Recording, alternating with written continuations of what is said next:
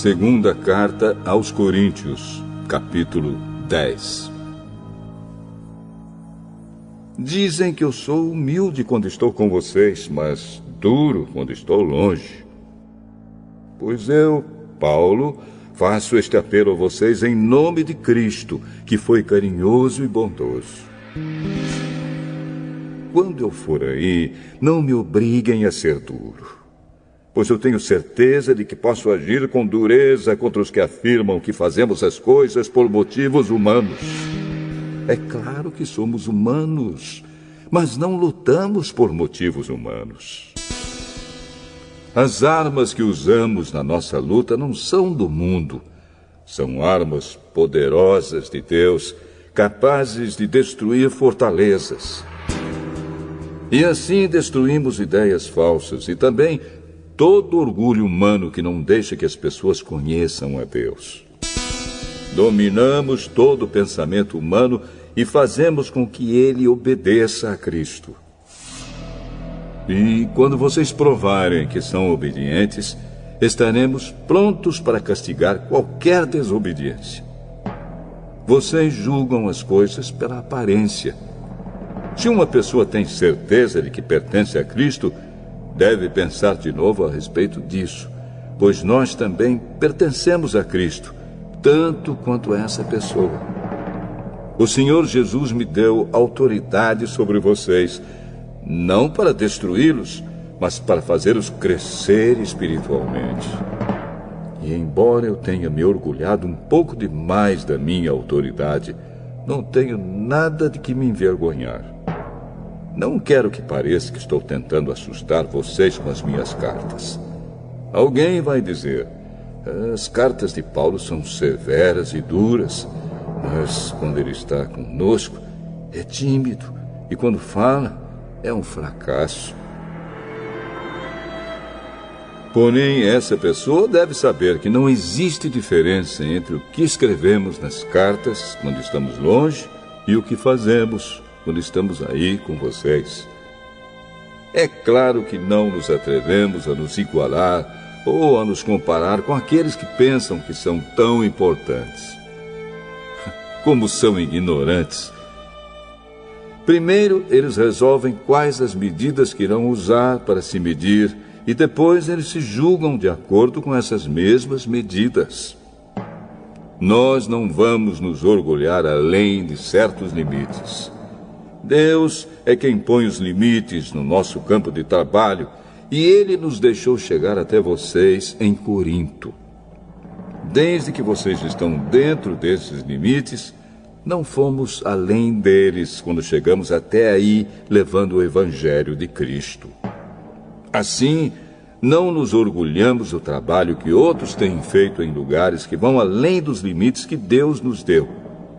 Pelo contrário, esperamos que a fé que vocês têm possa crescer e que nós possamos fazer um trabalho ainda maior entre vocês, sempre dentro dos limites que Deus tem posto para nós. Então poderemos anunciar o Evangelho em outras regiões além daquela onde vocês moram. Isso sem entrar em campos de outras pessoas para não nos orgulharmos do trabalho feito por elas. Como dizem as Escrituras Sagradas, quem quiser se orgulhar, que se orgulhe daquilo que o Senhor faz, pois a pessoa só é aprovada quando o Senhor a aprova, e não quando é aprovada por si mesma.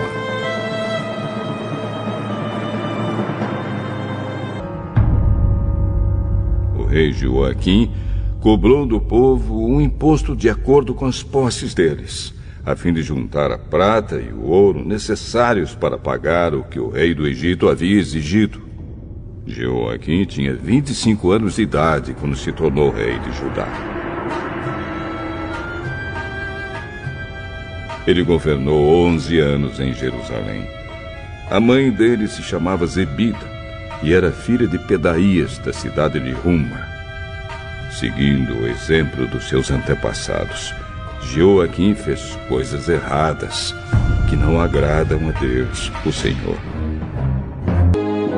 Segundo livro dos Reis, capítulo 24.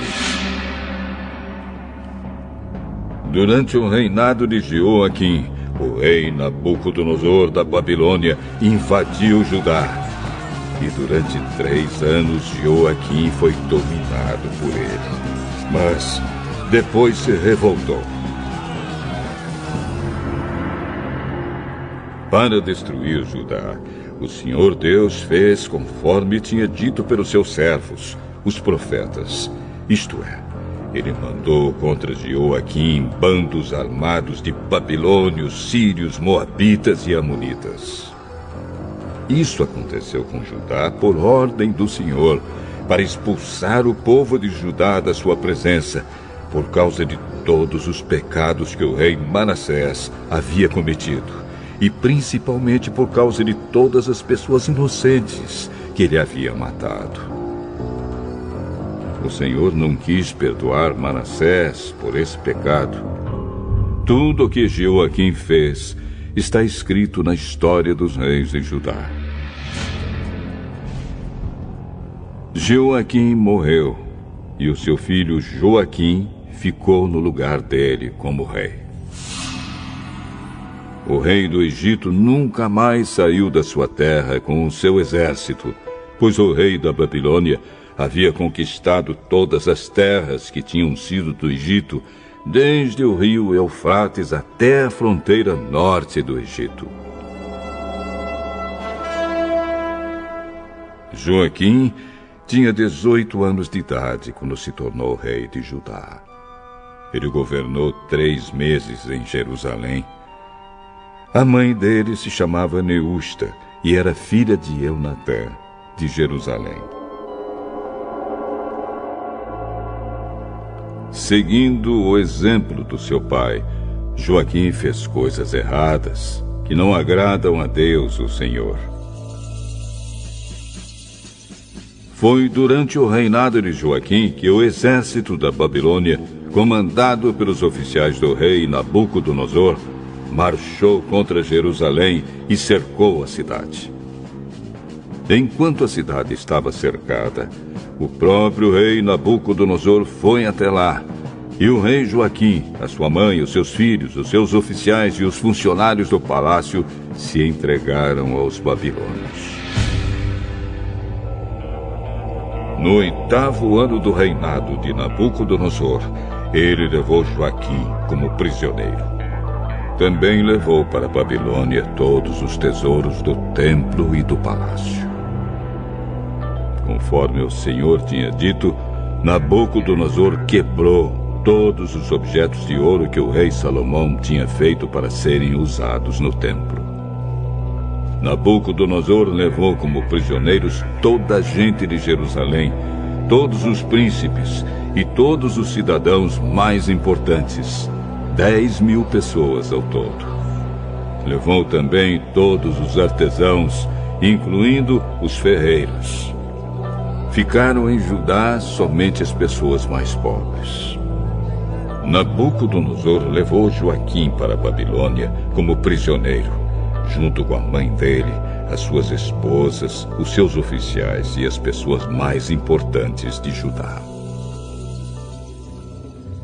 Nabucodonosor mandou todos os homens importantes para a Babilônia, 7.000 ao todo, e 1.000 artesãos, incluindo os ferreiros, todos eles treinados para lutar na guerra.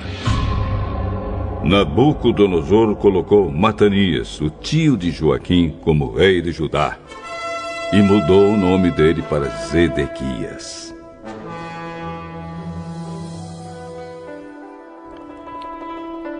Zedequias tinha 21 anos de idade quando se tornou rei de Judá. Ele governou 11 anos em Jerusalém.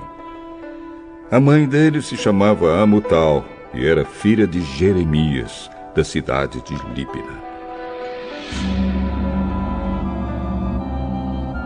O rei Zedequias fez coisas erradas que não agradam a Deus, o Senhor, como o rei Joaquim havia feito. O Senhor ficou tão irado contra o povo de Jerusalém e de Judá que os afastou da sua presença.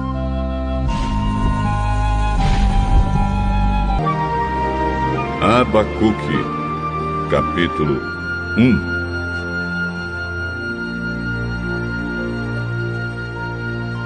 Esta é a mensagem que Deus, por meio de uma visão, deu a Abacuque.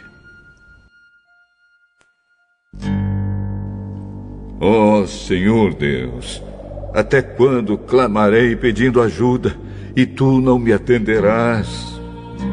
Até quando gritarei violência e tu não nos salvarás? Por que me fazes ver tanta maldade?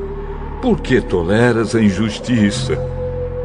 Estou cercado de destruição e violência. Há brigas e lutas por toda a parte. Por isso, ninguém obedece à lei e a justiça nunca vence. Os maus levam vantagem sobre os bons e a justiça é torcida. O Senhor diz ao seu povo: olhem as nações em volta de vocês e fiquem admirados e assustados, pois o que vou fazer agora é uma coisa que vocês não acreditariam, mesmo que alguém contasse. Estou atiçando os babilônios, aquele povo cruel e violento, sempre pronto a marchar pelo mundo inteiro, a fim de conquistar as terras dos outros. Eles espalham o medo e o terror e fazem valer as suas próprias ordens e leis. Os seus cavalos são mais rápidos do que os leopardos, são mais ferozes do que os lobos no deserto. Os seus cavaleiros avançam montados, eles vêm correndo de longe, rápidos como a águia quando se joga sobre o animal que ela está caçando. Os soldados avançam, ansiosos para conquistar. Conforme avançam, vão espalhando o terror. Os seus prisioneiros são muitos, são mais numerosos do que os grãos de areia da praia.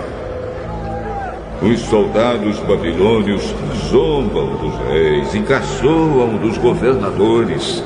Eles riem das fortalezas, levantam uma rampa de ataque e as conquistam. Depois vão em frente como o vento que passa. Eles não adoram outro Deus, senão a sua própria força. Tu sempre exististe, ó Senhor. Ó meu santo Deus, tu és imortal. Tu és o nosso protetor.